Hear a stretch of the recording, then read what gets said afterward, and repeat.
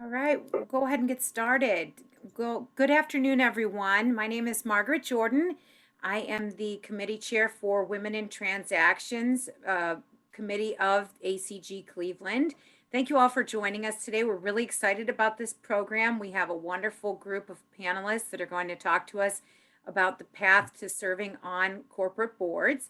And we're very lucky to have two wonderful moderators who are also my friends.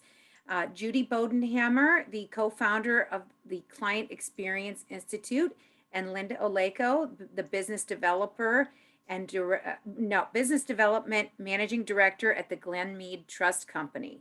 And I'm going to turn it over to them. And a few housekeeping things before I turn it over. We're going to mute all of your microphones. However, we do welcome questions. There is a chat feature that you can pose questions through that chat feature, or you can raise your hand. We'll be looking for those comments and questions to come up. And also, we're going to be doing breakout sessions for networking and to continue the discussion after the panel discussion. And anyone who stays through the breakout sessions will be eligible for a door prize. We're going to draw two winners of complimentary entries to our next Women in Transaction event, which will be on December 8th. It's going to be a virtual cookie baking program with the Western Reserve Cooking School. So lots of good things to come. I'm going to turn it over to Linda and Judy, and thank you all for being here. Okay, thanks, Margaret. Good afternoon, everyone. I'm Linda Olejko. I'm the Director of Business Development with Glen Mead. We're a $40 billion wealth advisory firm. And in my role, I work with affluent families and individuals dealing with the complexity that wealth creates through life transitions, passing on a legacy, and managing assets so that they can avoid making mistakes and take advantage of opportunities to preserve and grow wealth. Judy and I are delighted to moderate today's discussion with Women in Transaction on building a pathway to board leadership. Judy, as Margaret mentioned, runs a professional development executive coaching firm and does business consulting with individuals and companies and assists with sales and marketing and strategic planning programs. She's one busy person. And Judy and I have been working together for several years. We recently became engaged with Women on Boards 2020 after working on a program together entitled Investing in Women. So thanks for having us today. And we're delighted to moderate today's discussion with four very talented panelists, which we'll introduce in a moment. But I thought I'd set the stage for our discussion. In May of 2018, there was a historic vote on SB 826 in the state of California. And SB 826 was named for when women won the right to vote in 1920. The vote was to mandate every public company in California to have a minimum of one woman on a corporate board by the end of 2019, and at least two by July 2021, with companies of 5 directors or less, and 3 if the company had more than 6 directors. The law passed and Jerry Brown signed it into law on September 30th of 2018.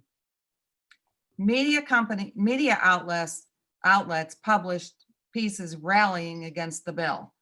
And some of the opposition was, and companies didn't want to be told what to do. Women preferred not to have a law to be considered. However, research shows that without activism, we all know nothing changes. That there weren't enough qualified women to serve. Adding women would reduce the caliber and quality of corporate board, and companies would simply move out of California to avoid complying. However, we've had 3 generations of women in management and executive ranks over the last 40 years. There are literally thousands of qualified, capable, and experienced candidates, but board seats don't often open, and when they do, men often turn to their own personal networks that don't necessarily include women. Half of all companies today only have 1 woman or no women on their board. Research by PwC, Credit Suisse, McKinsey, and others all prove that with women directors, companies are more profitable, they're more productive, their workforce is more engaged, there's improved corporate reputations with 40% less financial restatements when there's at least one woman on the board. Fewer governance-related controversies such as bribery, corruption, fraud, and shareholder battles. And shareholders simply are just demanding more diversity. And when you really look at the Fortune 500 companies that have 3 or more women on their corporate board, there's an 84% improvement on return on sales, a 60% improvement on return on capital, and a 40% return on equity. So it just kind of makes sense, doesn't it? And what are some of the reasons, Judy, that women add to the profitability of corporate America? Oh, so thank you, Linda, and thank you, everybody. It's awesome to be here with you. You know a lot, you know this, you live this, and that's the reason why you're here today. But really, you know, if you're looking at the top 10 reasons why women improve corporate performance, the first and foremost, which is what we're known for, is women are prone to speaking truth to power. Not all, and there is that, and that slices both ways for many of us in our careers. Women are team players. It's a little bit different, where our approach to the board is a little bit different. And Larry's gonna help balance all that out for us. Women are persuasive. They use facts and less observations in their contributions and discussions. So they really oftentimes become more fact-based as opposed to more perception-based, but they are very persuasive when they have an opinion about something that needs to be done. They seek ways to challenge effectively, as opposed to, you know, they're very productive in their conflict, all right? And women, the women's interest is oftentimes with inclusivity and presenting a factual portion that allows them to create and coalesce people around challenging issues. Women generally have a positive impact on boards, particularly because of the qualitative nature. Their presence on the boards can contribute to cohesiveness. That's one of the other pieces and collaboration that has happened as women are added to the board. They spend more time preparing for board meetings as opposed to some of their male counterparts. They have, actually, the studies have shown they have better attendance records too. Women have significant positive impact on board development activities such as instruction and evaluation, kind of performance, how is the board doing and how are we doing as a board together. They are willing to champion difficult and controversial issues, and they oftentimes can coalesce the stakeholders during and after the meetings. And then finally, it's been also shown the creativity and innovation that women can bring to boards. They can bring board discussions to a different level. So today we're going to have we have these wonderful people that we're going to introduce, and I'm going to introduce a couple of people that I know. First, I'm going to introduce Pat Oliver. So Pat is a partner at Tucker Ellis, and her background and her experience is amazing.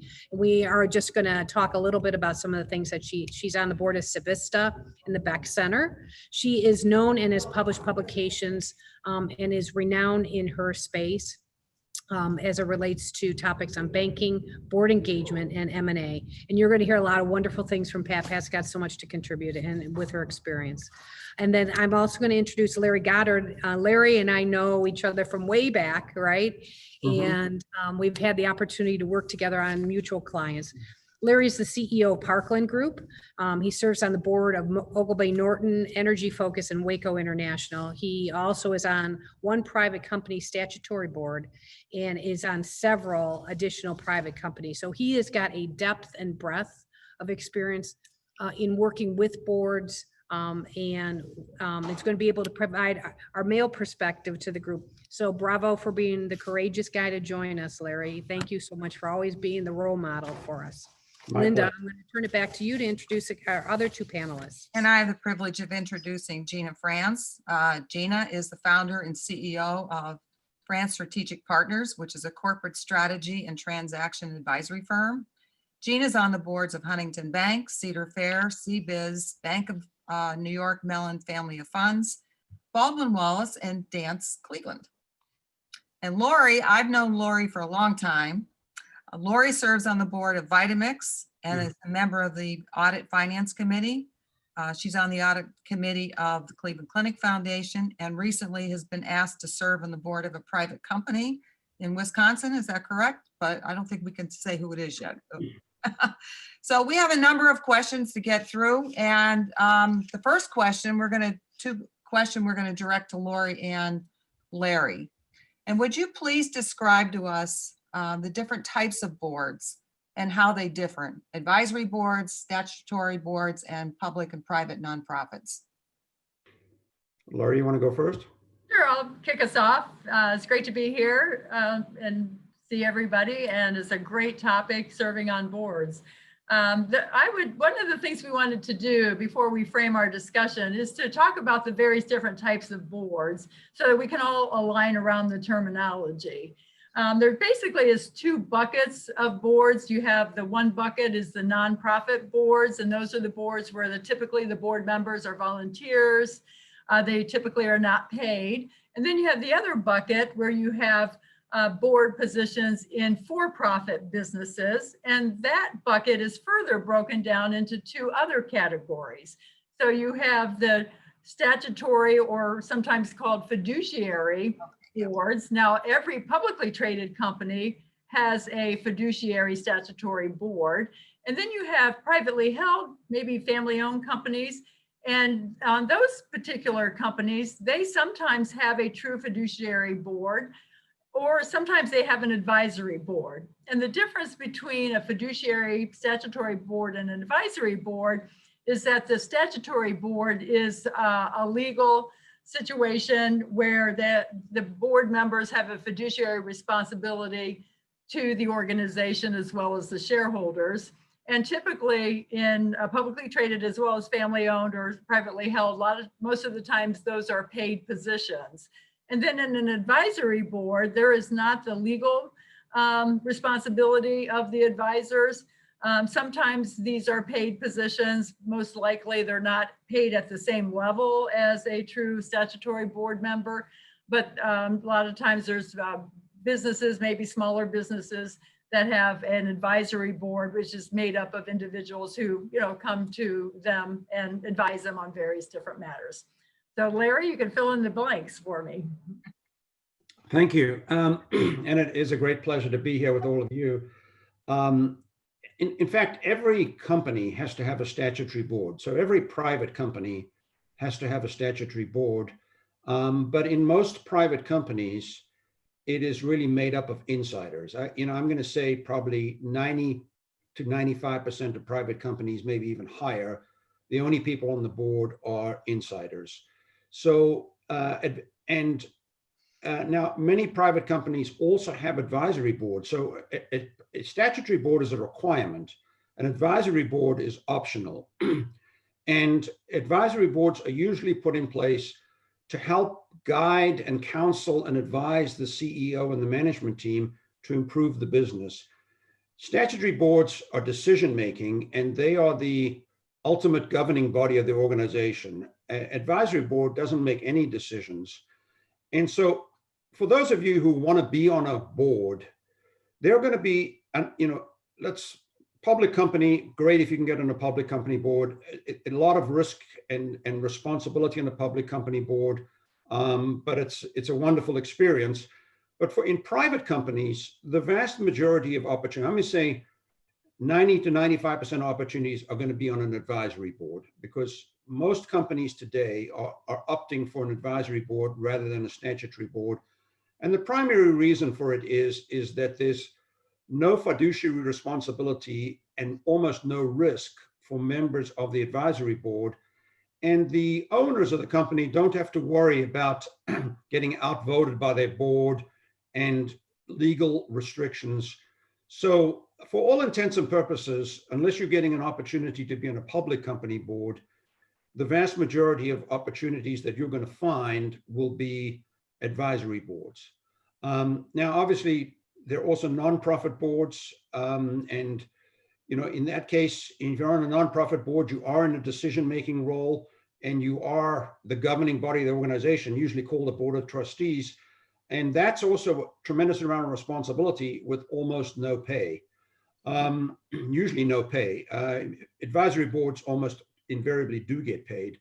Other considerations to think about, which is very important for statutory boards and nonprofit boards, is the concept of directors and officers insurance and indemnification. You know, recently I was on a nonprofit board, and I said to them, I'd like to look at the bylaws and I'd like to see how trustees are indemnified under the bylaws. And we looked through the bylaws and there was no indemnification.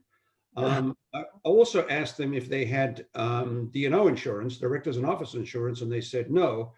So basically, if you're on a board, and this doesn't apply to advisory boards because you have no fiduciary, you essentially have no fiduciary duty, but any other board, to be on a board without D&O insurance is very, very risky. To be on a board without indemnification, and I'll defer to some of the lawyers on this, but essentially, if you don't have an indemnification in the bylaws or by a contract with the company, if you get sued as a director, and I can tell you that I have been sued as a director, it's not that hard to get sued as a director. If you don't have an indemnification, essentially the company cannot defend you and cannot help you or pay the claims. Pat, would you agree with that? Is that a correct statement from a legal point of view? Absolutely. Yeah. So, and by the way, in directors and office insurance, it's a tricky subject. There are 3 different kinds of directors and officers insurance, and they don't all do the same thing. So there's the best directors officers insurance is called separate side A. And the reason why it's the best is because if there's a claim, the money is paid directly to the directors and not paid to the company, in which case you have to claim through your indemnification provision to get paid. So I don't want to get into the weeds on this, but there are some very tricky considerations, all of which go away, or almost all of which go away if you're in an advisory board situation. And thank you, Larry. So maybe building on that, Pat, for just a second. So Larry, that's a great kind of good consideration. Is it appropriate as you're kind of looking at things to ask these questions early on, or is it when is it appropriate if you're being considered for a board to ask about indemnification? I think it's important to do really complete due diligence. And I think that is a very valid question. And I think people who were considering you would be surprised if you didn't ask about it, because it is an important concern. So one of the things I would say is that you ask about the insurance policy, you look at all the corporate documents, you interview management, you get to understand the culture, how the decision-making process works. You check with competitors to see how they're viewed in the marketplace. You look at the litigation that they've been involved in. It would be almost like you're buying the company from an M&A standpoint. That's the kind of due diligence I think you need to do before you go on board. That's awesome. Because sometimes I think when we get, everyone gets all hyped up and excited about the opportunity that you may forget to do your homework because Right. and you're going to be liable. So that's great. Right. Thank you for that. So- Especially though, if you're representing, you're a director of a bank, and Gina will talk to this too, you do have personal liability regardless. So. Thank you very much, Pat. All right, so I want to now take the next question to, why did you decide to serve on a board? And I'd like to ask that question, Pat, maybe you just continue your conversation. And Lori, I'd love to hear what your comments are on that. Well, okay. I didn't actually make a decision to serve on a corporate board. I think the decision was kind of made for me. My legal practice has always involved boardroom work, whether it's securities, M&A, or corporate governance. And so I had been in private practice for about 23 years. Then I actually switched and took an executive position at a large bank, BB&T, which is now Truist Bank. So I spent even more time. I basically lived with a number of boards of directors. So when I retired from the bank and moved back to Cleveland, I had some, at the time were former clients asking me, given the fact I had these differing experiences, would I consider going on their board? So I've been very fortunate in that regard. That's great. And how about you, Lori? Well, For me, I just have a lot of passion for family-owned businesses. I'm a fourth generation family member in a family-owned business, and I've worn a lot of hats. I was for 15 years the CFO, and I've been on our board of directors, so I've been part of the family, and I've seen a lot of dynamics. And so for me, I thought, you know, I've kind of racked up a lot of experiences from the School of Hard Knocks, and I thought it might be kind of fun to pursue other family-owned businesses who maybe are going through various different transformations, maybe as transforming, you know, from a one generation CEO to another, which we've lived through that, or growing, which we've lived through that, or declining sales, and all of these various different things that we've lived through as a family business, that I thought it would be really rewarding in my give back years to serve on other family-owned boards, just to kind of help them through some of their transitions. That's great. Thank you both. Linda, I think you have the next question. We have obviously a variety of participants on this call from different backgrounds and have different skill sets. So I want to direct this to Gina and to Larry in terms of what skills do you think people need to have to be able to serve on a corporate board? Gina? Well, I'll sort the skills into two categories. One is what I'll call foundational or general skills that every director needs to have. And then typically a director will bring one or more specific skills to enhance the board. So really focusing first on the general or foundational, I would say there's several, and I suspect Larry will add to this list. But first and foremost, you need to be able to read and understand financial statements and financial forecasts. If you can't do your job as a director. So if boards are an interest and you are shaky in that area, go take a course, learn it, but you've got to be able to read. Secondly, I would say you need to be a strategic thinker. You may also be very detailed, but a big part of the board's function is to help the company position itself for long-term success. And that's the corporate strategy and the strategic positioning. So you need to be able to help management really lift out of the day-to-day, because sometimes they're so immersed, and really challenge them to think long-term and to consider all the different forces that come at a company, be it competitors, be it market, be changing demographics. So being a strategic thinker is also very essential.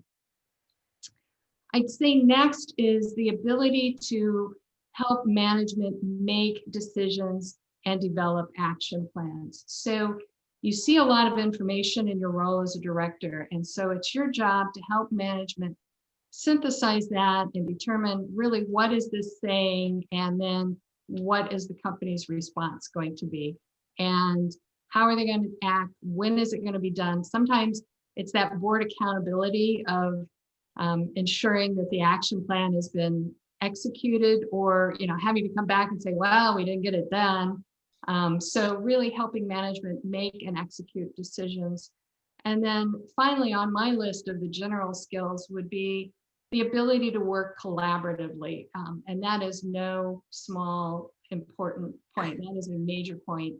The best directors that I know view themselves as thought partners to their fellow directors and thought partners to their management teams. And so it's a collaborative environment where it doesn't mean you aren't going to challenge or disagree, but you do it in a way that facilitates healthy dialogue and leads to better decisions. So that is super important. And Larry, I'll let you build from there. Okay, and I agree with everything Gina said. I think those were fantastic comments.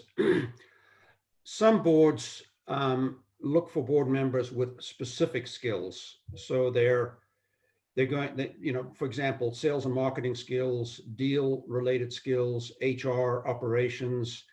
A particular skill set that is in fairly high demand is family business skills. Laurie kind of touched on this. It is very different. Family businesses are very different than entrepreneurially owned businesses, and require a very different sort of level of sensitivity to how the board functions, and what the purpose of the organization is. I mean, generally the purpose of a family business is very different than the purpose of a public company or an entrepreneurially owned company or a private equity owned company. And so a lot of the boards that I'm on, you know, they try to round the board out with skill sets. So they want to have one person that's strong in this area and one person that's strong in that area. And then the other area is very important, is industry expertise.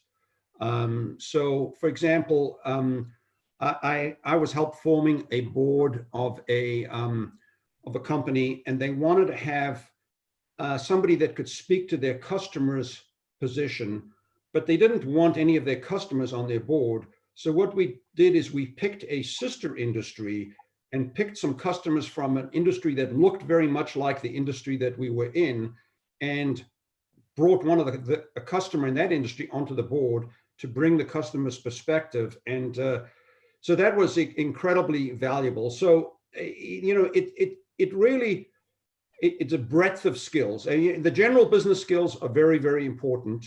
You know, it's very hard to get on a board unless you have seasoned general business skills, but specialized knowledge and industry knowledge and family business knowledge can be extremely helpful. That's terrific. So we heard not only some very particular skills, some of the financial skills, the strategic thinking, the collaborative skills, but then we also heard the value of industry.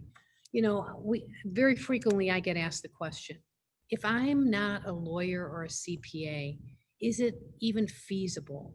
Given how tough it is to get on a board, is it even feasible for me to get considered? So I'd love to hear from, you know, from Larry and, Gina and Pat about that, because that is a topic that I hear from women and men. It's like, I'm not a CPA, I'm not a lawyer, but I have a lot to give and I have some unique skills. What would you say to those people?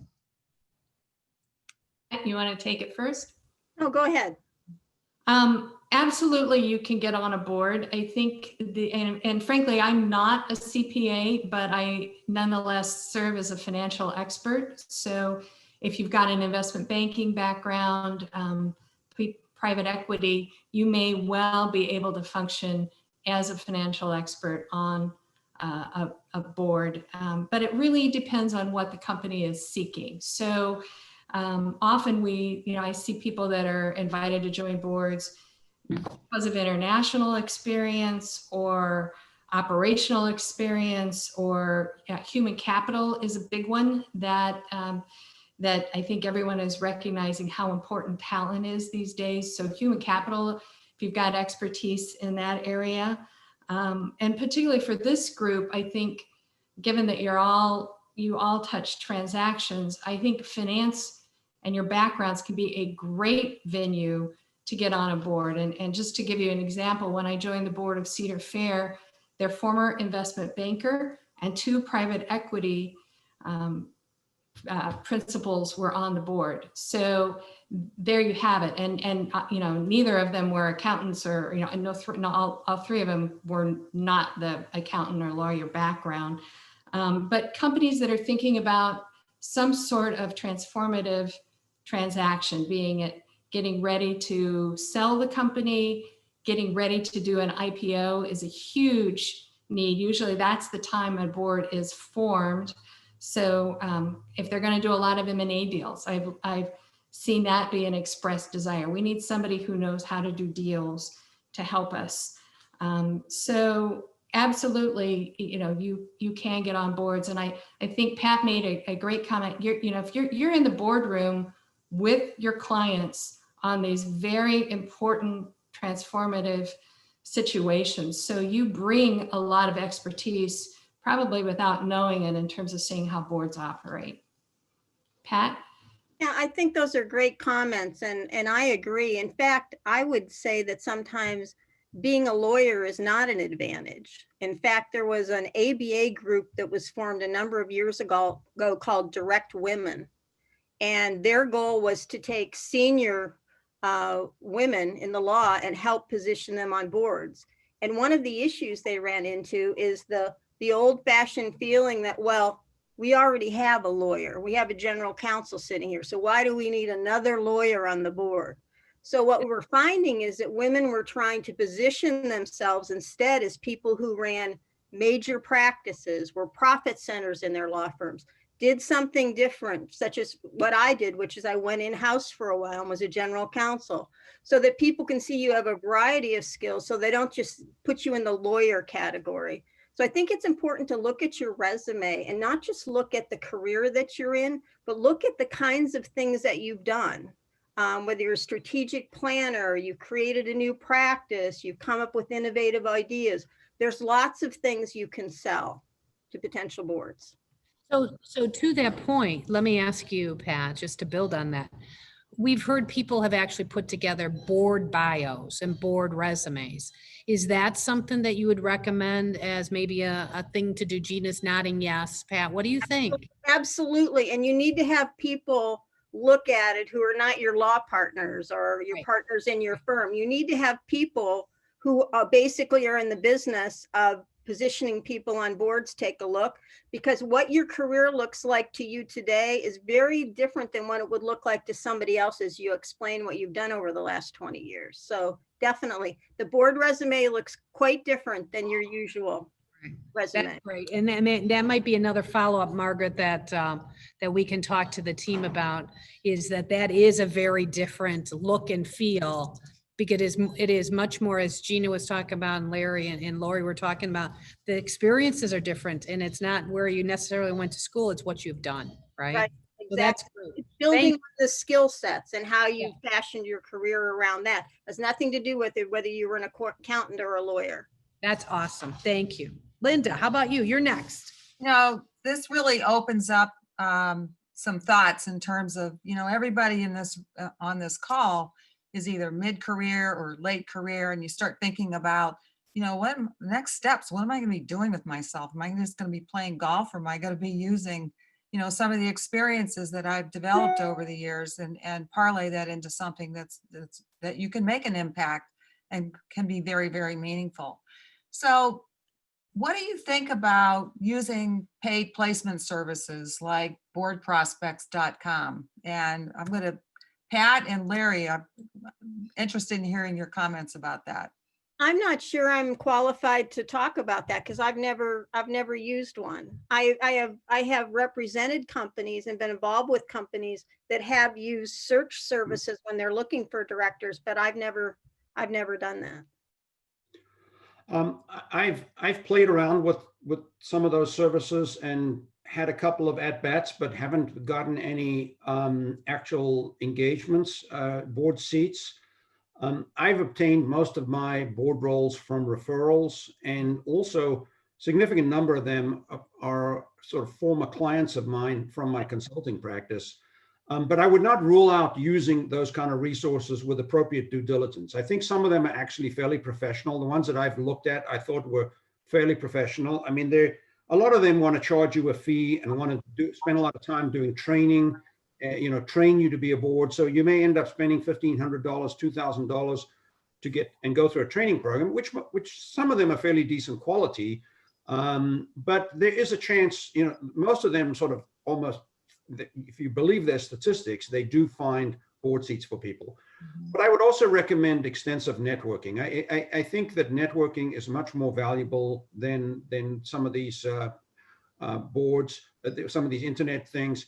And I think you've got to do extensive networking with bankers, lawyers, PE firms, VC, venture capital firms, family offices, and then organizations like Jumpstart, nonprofit organizations like Jumpstart, Team Neo. These organizations have so much, they're involved with so many startup companies and so many companies that might need, and that's another whole area of expertise, by the way, that we didn't mention, is people that have expertise in startup businesses. That's a very different skill set than being on the board of a startup is completely different than being on the board of an established company. And so that's a whole new area, but certainly, so there's so many places you can network to. And, if you're willing to invest a little bit of money in one of those things, you probably won't lose it. You'll lose a little bit of money, but you may have a chance. But I wouldn't rule out the networking. That's absolutely essential. I would also recommend regular posts on LinkedIn. Number one, talking about your interest in being on boards, but number two, promoting your skills that could be valuable to board, but also talking about issues of interest to companies who are thinking about putting on board. So essentially just build your brand name and your reputation. Sounds like your money's probably better spent on having someone collaborate with you on really building your board CV. So you can present That's what it is. yourself Your in the right. CV becomes very valuable. And then, like everything else, everybody who's promoting yourself and networking is key to success. If I could jump in and add a couple of things, I think those are all really great ways to look for board positions. A couple of other things is I know some of the large accounting firms maintain databases of people who are looking for board positions. I know PwC does. That might be an avenue if you could contact them and let them know you're looking for a board position so you can be added to the database. I've gotten some referrals that way. And the other thing too is you really have, if you really want to search for a board position, to some degree, you kind of have to beat the pavement. Just it's almost like looking for a job. And some of the ways that you could do that is, I find Cranes is very helpful because they'll come out with the top 50 closely held businesses or the top construction companies or the top engineering firms. And you can do a lot of work looking at those companies and start to identify which companies maybe I would like to serve on a board, or maybe they have a board, and then figuring out, who do you know that knows who, in order to start making those connections into the inroads into some of these companies that you've identified that maybe need board members. I can build on that. Go ahead, Gina. Just one final point on that. I think Lori has a great point, but I will also caution you, cold solicitation letters where you write to the NomGov committee of a board and say, hey, I want to be on your board, don't work. And so I've shared NomGov, and I can tell you, don't spend your time there, spend it networking, as Lori and Larry have suggested. And one other idea that has worked for me is actually form a board. So to the extent you know of a company that doesn't have a board of advisors and could use a board of advisors, and you have a close enough relationship with the CEO that you could explain to the CEO the benefits of an advisory board. So in several cases, I suggested the advisory board, and I was the first person to be put on the advisory board. So I think that's something worth thinking about. Good way to get started. Mhm. Hey, Linda, I want to just ask a quick follow-up on that. So you would say, our four panelists, it is perfectly acceptable if you have people in your network and they're ready to, they feel like they're ready to take this journey, right? You would find it perfectly acceptable for them to say, hey, listen, I'm thinking about trying to put my hat in the race to get into a board position. And that is an okay conversation, because women oftentimes don't ask, right? So we count on our friends, and we count on, and if there's not enough women in the boardroom, there's not a lot of people to go after, right, and to talk to about this. So is it perfectly acceptable to you? Absolutely. And if I could add to that, you have to let people know, because in fact, when I started kind of wanting to add more board positions to my plate, I was still the CFO and working 12-hour days, but a lot of times when you're in your operating role, that's the best time to start adding board positions, because a lot of times boards want people who are in operating roles. And I remember I started reaching out to a few folks, and somebody said, well, I didn't know that you wanted to serve on boards. I thought you were too busy. So you've got to let people know that this is what you want to do and what you're looking for, because otherwise they'll just think that, you're too busy for that. Good. I mean, that's what I was hoping that you would say, because I think it is a really relevant point that we can do all this great work, but if no one really knows, what are we going to do, right? So you have to let people know that you're interested. So thank you. Linda, back at you. Sorry. So did any of you find it helpful to identify and work with a mentor who serves on a corporate board? And Gina, I'm going to direct that to you. Well, I have not had a mentor per se, but I've had lots of sponsors, as Larry mentioned. So I've served on a total of 7 corporate boards now over my career. My first one was in 2004, and I wasn't looking for it. And frankly, I don't think there was much out there in terms of board mentorship, at least for women at that point. So, and now there is, and I would really suggest that you avail yourself of it, as Pat and others have suggested. Have them coach you, have them look at your board bio. But I have had a lot of sponsors, and I think it does go to putting the word out there that you want to be on a board or you're interested in it. And on mine, a couple of them have come. One, I was actually invited by a client, strategy client, to serve on their board. It was a family-owned business, very large, $2 billion company at the time. And interestingly, it was a statutory board. And then another one, a client was, as soon as I left EY and was eligible for board service, a client was on the board of First Merit, recommended me for that board. And then one was a director that I said, hey, I'm thinking about trying to add a 4th board, and I've got this interview, what do you think? And the interview didn't pan out, but he came back about a year later and said, hey, would you like to join my board? So yeah, so there you have it. And then centers of influence, for sure.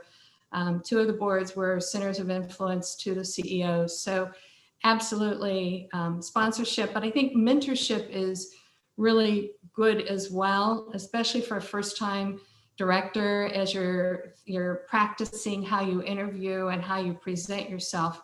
You can really get a lot out of a mentor and somebody who'll coach you. The one caveat I'd put on that is there are executive recruiters who search for board directors, and they usually come in with a specific mandate from a board to go out and find someone with XYZ specs. I would caution you not to view them as a mentor. When in their day job, they have a role and a job to do, and you want to present yourself to them as board ready, not someone who needs coaching. So don't fall into that trap of thinking they're your buddy and they'll help you. They're all about getting the position filled. So Larry, have you sponsored or mentored anyone for board positions? What's been your experience? Yes, I've had people that have approached me and said they wanted to go on boards, and I've given them guidance and coaching, and some of them I've actually put on boards that I've been formed. So I think it's when somebody lets you know that they have an interest in being a board, I make a mental note that this person could be useful when I'm helping, because part of what I do is help companies form boards. Mm-hmm. So, and I try to get as diverse a group as possible when forming that board. So it's extremely valuable for me to know who else is, who's interested and what skills are out there. By the way, one other thing I want to mention is I think going on nonprofit boards is a very valuable way to get onto a for-profit board, because if you're on a nonprofit board, people who own businesses usually are on that board, and if you're impressive and they see you in action, and you mention to them you have an interest in being on for-profit boards, they may be interested themselves, or they may tell their friends. So I think that being seen in action is the best marketing you can ever do. Doing a great job in the field. So if you're on a nonprofit board, you're showing what kind of board member you'd be. You're reliable, you show up, you participate, you're prepared, that people take a look at that. You roll up your sleeves, and Yeah. and it's not hard to get on a nonprofit board. So it's a good training ground. Right. And I think we talked about this the other day. There obviously are lots of nonprofits that would love to have board members, but if they're, Larry, just elaborate on that, where maybe you want to spend your time in certain areas for people that eventually want to use that as a stepping stone to get into a corporate board. What recommendations would you have? Well, I always, when nonprofit boards, I try to steer towards nonprofit boards that had more of a business focus, because I felt I could contribute more. So for example, I was on the Jumpstart board, and that was extremely valuable, because Jumpstart is a nonprofit, but it's really a venture capital firm. And so you know, there were 35 people on the board. The relationships and contacts that I made on that board were invaluable. So I'm a big believer in pursuing nonprofits, but I think if you're on a church board, it's very different. But there's a good chance there could be some business people on that board, but at Jumpstart, everybody was a business person. That's the difference. Thank you. Judy? Great. All right, so Lori, lessons learned. What have been these wonderful lessons or a few lessons that you can share from serving on a board that you can share with our audience today? Well, the lessons I've learned, I think segue well with what Larry was just saying. I think if you want to ultimately maybe serve on a large middle market, family-owned fiduciary board or a publicly traded board, I recommend thinking it as stepping stones to get there. And the best first stepping stone is to serve on nonprofit type boards, because as Larry mentioned, they're easier to get on. There are always nonprofits looking for people to serve. And then you're able to start building your resume as well as your network.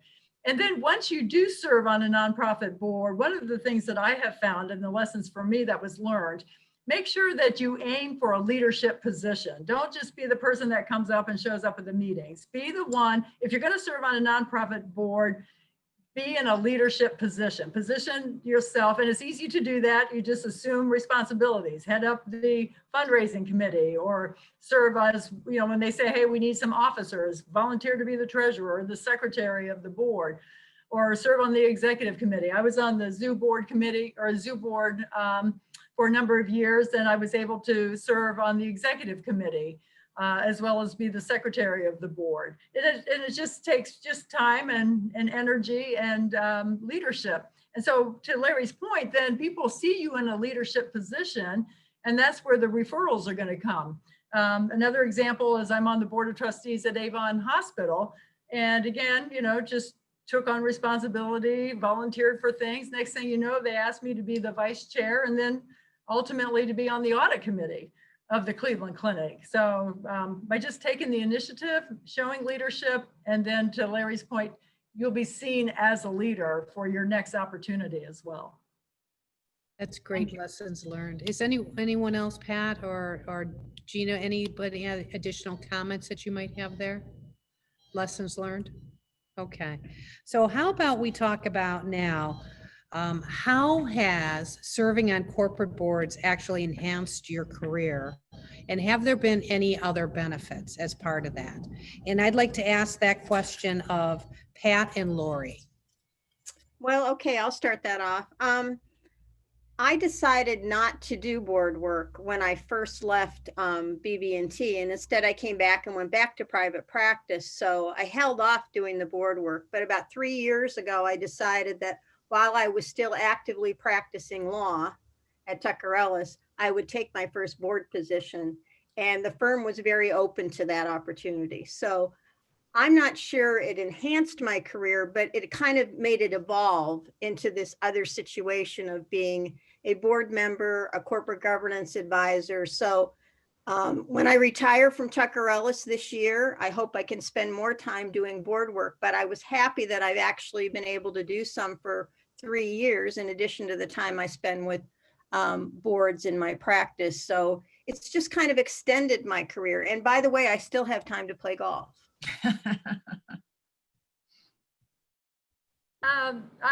Let's see, has it enhanced my career? I look at it more as enhanced my life, I think. It's allowed me to be a broader person. I can't tell you how many times, you know, you working in your operating role, it's 12-hour days, you're just immersed in it.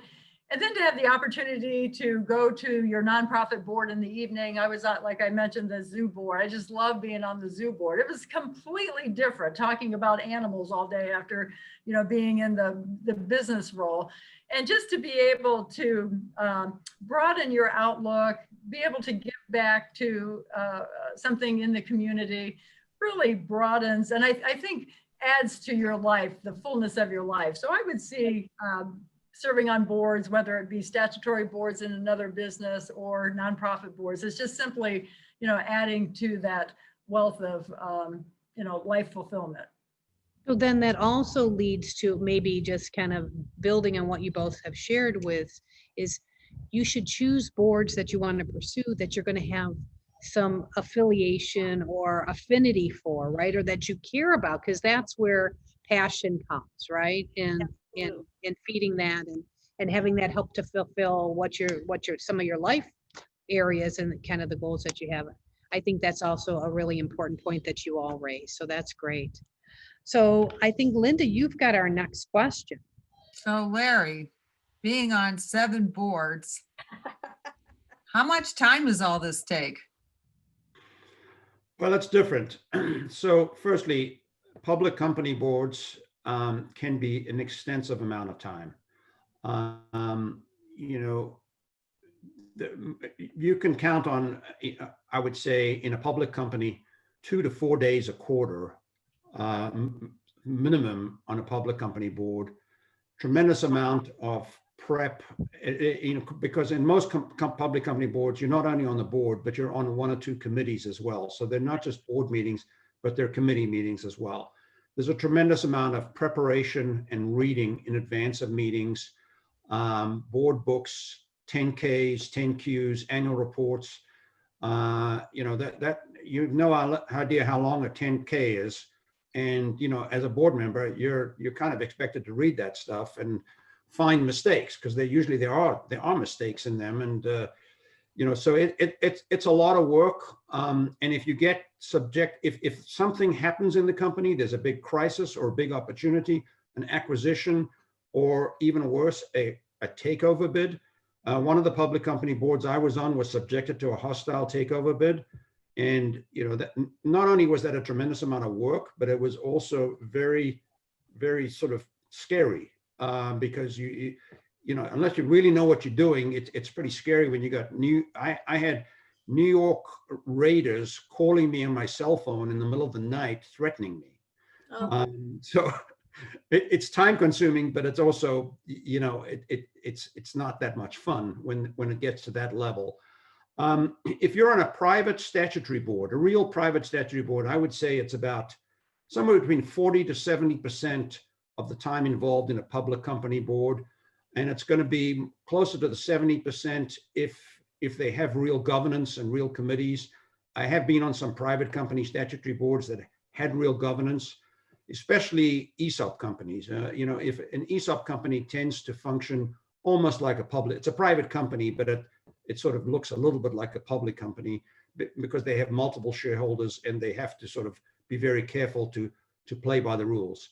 Advisory boards generally are 3 to 4 half-day meetings plus 1 to 2 hours of pre-reading before meetings a year. So advisory boards are a very insignificant, I mean, I'm on 7 advisory boards and it really doesn't take that much of my time.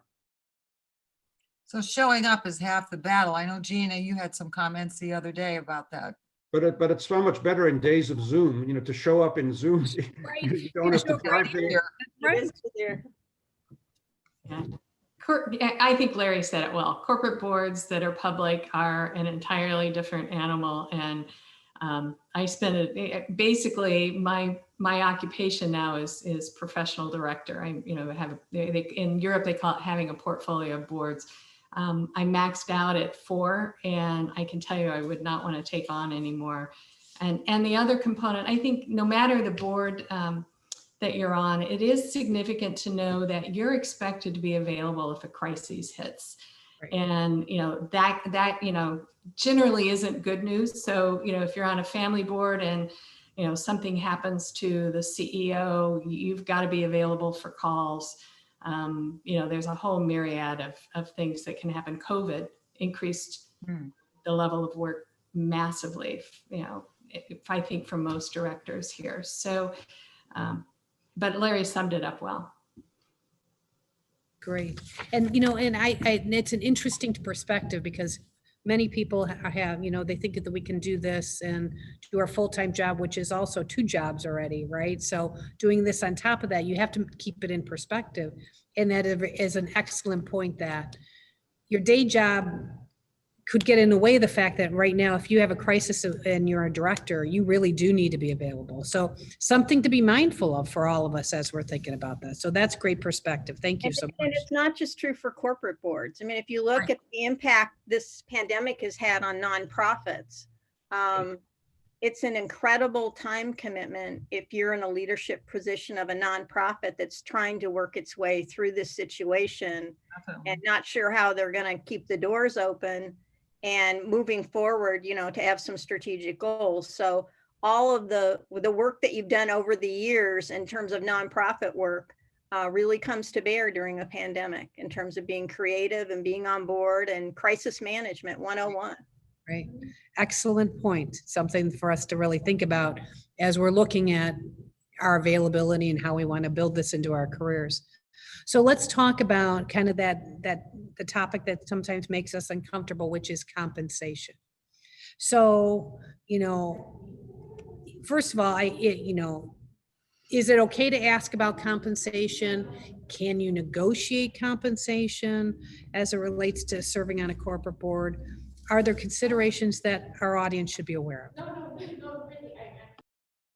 Well, in a public company, I mean, it's disclosed what the director compensation is in some detail. So you need to read the proxy materials and other related items, before you, as part of your due diligence process. But you're going to get what every other director gets. And these days, generally for publicly traded companies, it's a combination of some sort of a cash retainer plus some kind of restricted stock or stock options. I could give an example of being on the other end when we were recruiting new board members, and we had a certain amount that was based on, we felt, market-based compensation, which was good. But we had one director who negotiated with us. She did not feel it was enough based on her level of experience, and we really wanted to bring her on. So we did something a little creative. We didn't want to raise the compensation for all of the directors. So what we did is we negotiated with her that she would provide us like 3 consulting days a year that we could use her. And then we paid her for very significantly for those consulting days. And so that's the way we were able to bring her on and satisfy her needs, but yet not raise the amount for all the other directors.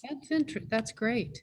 That's a creative solution to it. That is a great solution, Lori. Because I would say in general, the pay is typically fixed if it's an established board, whether it's private, advisory, or public. And I would almost say you're going to be perceived negatively if you try to negotiate. That just, you don't do that. And if it's not public and you are curious about the compensation, I would recommend wait until you're late in the game. It's just like a job interview. You don't go in on the first interview and say, hey, you pay if it's not posted. Right. I'll share with you a colleague of mine was recruited for a newly formed board, being formed board for an IPO. And it was going to be all equity based. And they wanted a tremendous amount of work from the directors to help them prepare for the IPO. And in that case, they weren't offering very much equity. And she basically said, knowing that it may ultimately lead to her not being on the board, she said, this really isn't enough for the level of work that you're expecting. And you might want to think about increasing it. And, and there's also uncertainty. Can the company really become public? And then, of course, as a director, if you do own stock, you're expected to hold that. You are an insider, and so you don't sell that lightly. And there's trading windows and restrictions. And most boards, public boards, have a mandatory amount that you're required to hold. You're allowed to build it over 3 to 5 years, but you are supposed to hold a minimal level. So there's a lot that goes into the compensation, but generally not negotiable. Now, on the other side too, maybe if I could add another story if you're connected with businesses who are looking to form advisory boards or true statutory boards, one of the lessons we learned at Vitamix is if you want good people, you're going to have to pay for it. Right. Early on, we had lower amounts. And one of the things we learned is we didn't, unless you pay market rates, you're not going to have holding power. So we were kind of paying on the low end. We knew we had to increase the rates, but we didn't really want to. And we brought in Actually, he was the former CEO of Keurig, which was for our board was fabulous. But he only lasted about 8 months because another opportunity came along and we just didn't have the holding power by not paying market rates. So that's when we were like, you know what, this is not working for us. We need to, if we really want the talent, we want to acquire the talent, we need to pay market rates for that. Oh, great. Thank you for that candid conversation. I think it's really good. It's a question we get asked quite a bit. So that's excellent. Linda, I think you have the next really interesting question. So in my opening remarks, I made some statements and statistics kind of prove out the fact that diversity on corporate boards is very meaningful. And there are funds that have been put together for companies that have a certain number of women in the C-suite, whether they have a woman chair of the board or a woman president of the company, and how well those companies have done. But Larry, I'm interested in your perspective and what has diversity provided some of the companies that you've worked with? And a follow-up question to that is, what can some of the men on the boards that you serve on do to help encourage additional diversity? Well, firstly, I'm a huge believer in diversity. So I'm now recommending female members on every board that I help set up. I almost make it mandatory. Tell the company, you got to have good representation of female board members. I'm also recommending to parents in family businesses to promote their daughters as much as they promote their sons. And I've had so much fun with this. I've had 2 situations in the last year or 2 where I have managed to get the daughter made the CEO of the company. And I coached and I got into a coaching role with one of those daughters. The other one was so good she didn't need coaching. But I'm now in a very intensive coaching role with the daughter. And it's interesting because, you know, she struggles a little bit, you know, am I worthy of the role? And am I, you know, do I have the skills? And I keep saying to her that you're a superstar. And, you know, so she's a little bit lacking in confidence, but she's brought so much value to the company and such a different perspective. So I see incredible value in diversity. I think it does a tremendous amount for company culture. I think that when people in the company see that there are women on the board, when, you know, it changes the culture of the company. I think that it motivates female executives and recruits tremendously. If you can use it as a promotional tool when you're recruiting talented women to come work for your company. If you tell them that we have 2 or 3 women on our board, but the other executives, I've watched in companies how proud the other executives feel when they see that there are women on the board, and it motivates them to strive for higher things in the business. I also think it's an opportunity to grow business with female customers. Oh yeah. And I think in some situations it's appealing to investors. So I think all round there are just so many advantages to it. And you know, some of the statistics you mentioned at the beginning, you know, were very, very interesting to me. But I do believe that women bring a very different way of thinking and a very I found the women I've worked with are very good thinkers and add a tremendous amount of value. Now, in terms of encouraging, you know, other men, that's a bit of a challenge, to be honest with you. They're not every man believes this. I think more and more are starting to believe it. I think that they are missing out on a tremendous opportunity to enhance their business by not doing it. And I think that you know, every man who does believe in this should go out there and try to convince, you know, their friends and their colleagues, because I'm 100% convinced it's an incredibly valuable thing to do. Well, and shareholders are demanding that. When you know, we respond to RFPs all the time, and 5 years ago we didn't get asked those questions. Now we get asked those questions routinely. You know, how many That's women in are in public senior, companies. senior That's leadership positions? How many, our board is chaired by a woman, which is invaluable to the rest of the company in terms of attracting additional business. So it is important. Thank you. Yeah. And so now everyone understands why Larry is with us today, because he is a great advocate and has done it not only because he believes it's the right thing to do, but he's been instrumental in helping to make that happen. And I think, you know, that is why that you're really a great role model, and there are as many women as men that respect you. So your influence can be helpful as you're looking at some of the boards. So let's talk about boards and kind of how things are going to be in the future. As you look toward the future, and the future is kind of hard to pick, you know, especially these days, but what do you think is going to change about the role of the board in the future? And I'd love to hear from Gina and Lori on this. I'll jump in. I don't have a crystal ball, but I have a magic wand here. So I'm going to wave my magic wand and create the future that I would like to see.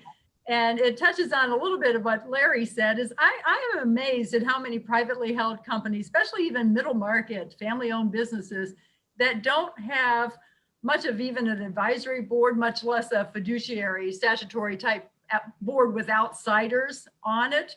And what I would love to see is more companies realize the benefit of having advisors who are outside, independent, who are going to represent the voices of all of the shareholders of the business, and realizing the benefit that comes from that. I know at Vitamix, we started our outside independent advisor or fiduciary board about 25 years ago. And I'll tell you, it has been very instrumental in our success and our growth over the years, because a couple of reasons. Number one is it provides that accountability to those of us who are in the management of the business. You know, when you've got a board meeting coming up, it's amazing how much stuff gets done in the couple of weeks before that, and how much you end up staying focused on the strategy, and how much you stay really trying to drive the financial results that you have represented to independent outside advisors or board members that you're going to drive for that particular year. So I think the accountability is huge. And I think the myth that, you know, we're going to lose control of our business because we're going to have these outsiders come in and make all of the decisions, I just haven't seen that. I think the boards come in, they make, even statutory boards, they're not going to run your business for you.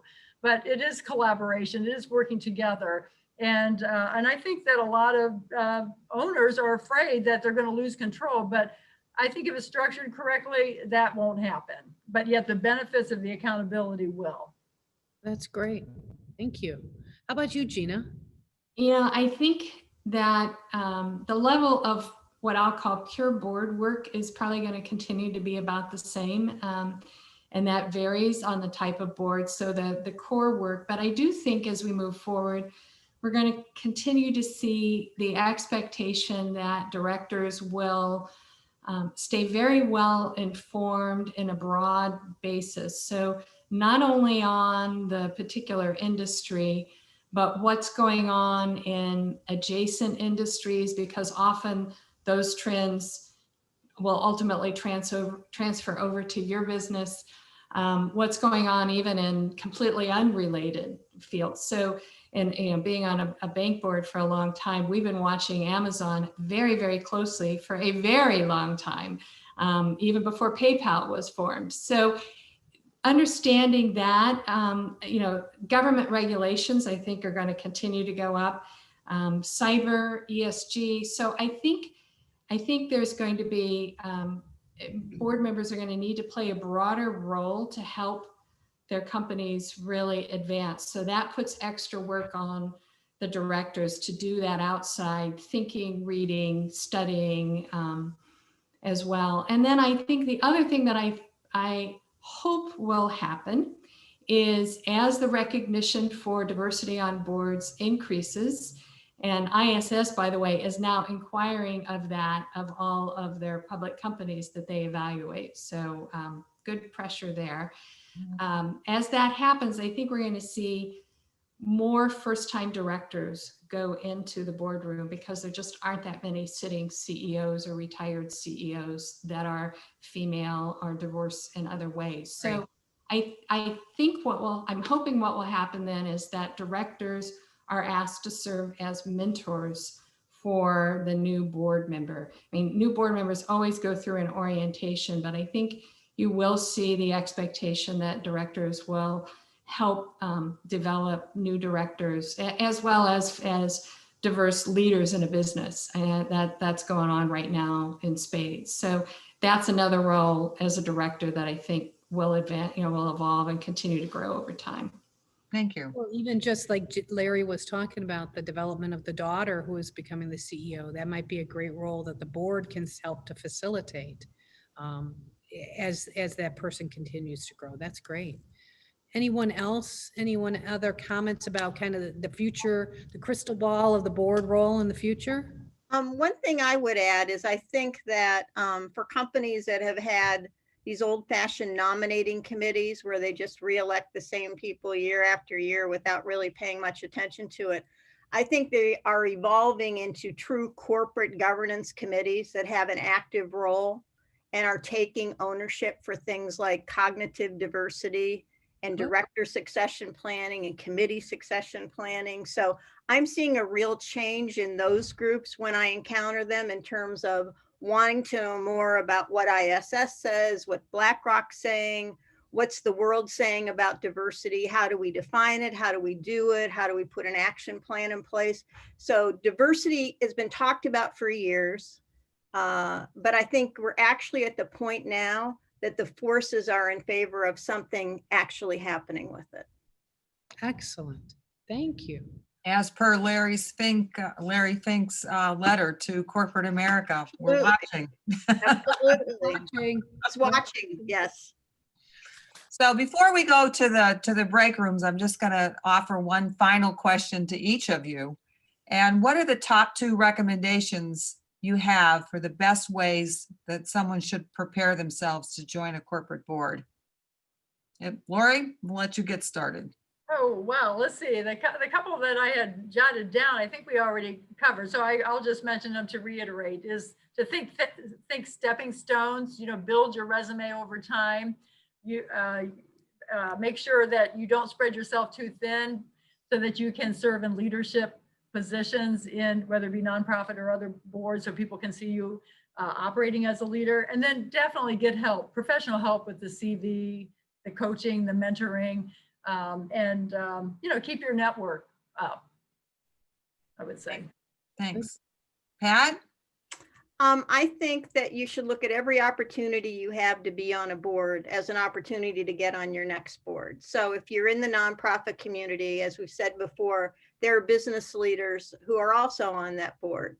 And people are very willing to go out and have a cup of coffee with you and just talk about what they think it would take and what you could do to your resume. So talk to people.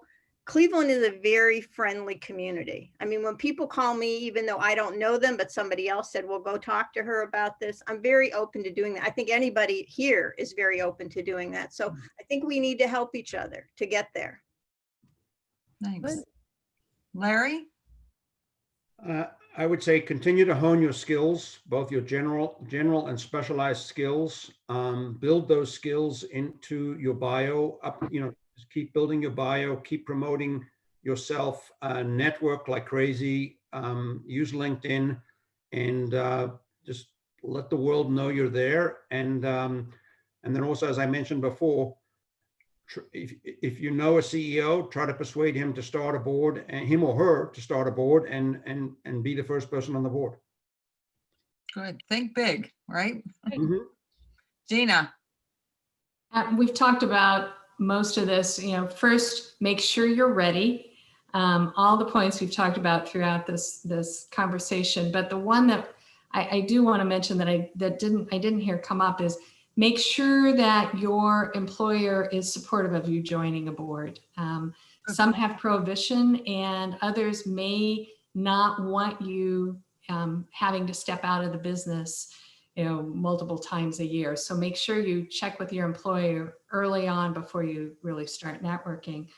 and make sure you have the time. And then the second is know how to present yourself. And we've spent a lot of time on that, talk in the context of what skills you bring, and for that particular board, if you're interviewing.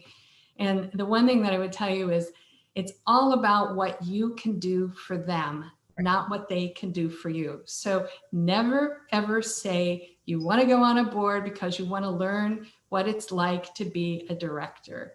So know how to present yourself. Thanks.